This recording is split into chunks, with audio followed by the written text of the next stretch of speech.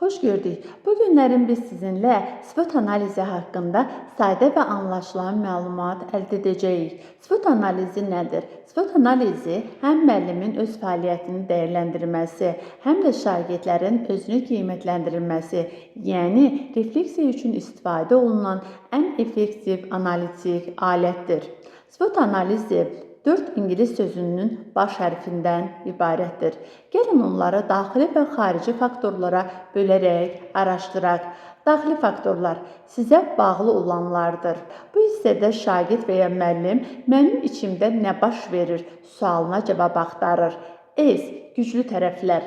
Sizin super gücünüzdür. Nəyi hamıdan yaxşı edirsiniz? Hansı mövzuda özünüzə əminsiniz? Nümunə. Mən riyazi məsələləri çox sürətli həll edirəm. W. Yəni P. Zəif tərəflər. Sizin axsaq tərəfləriniz, yəni inkişaf etdirilməli olan tərəfiniz hansıdır?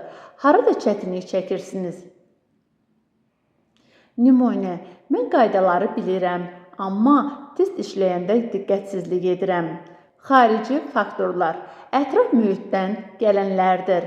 Bu hissədə kənardan mənə nə təsir edir sualı verilir.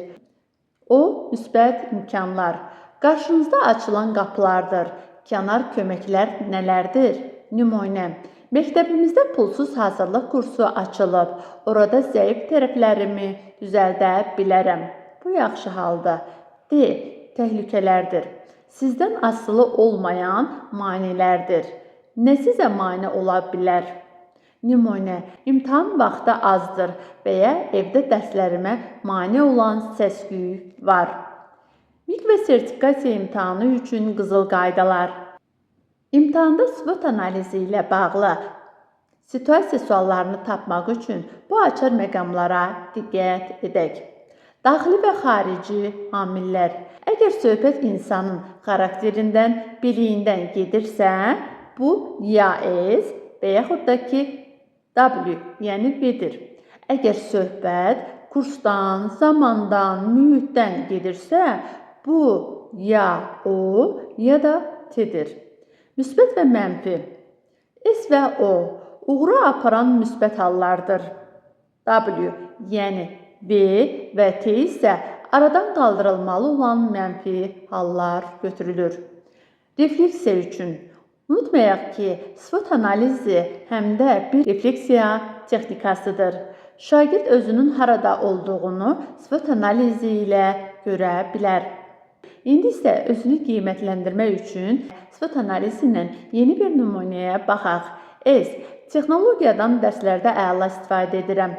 W. Sinifdə vaxtın idarə olunmasında axsayıram. O.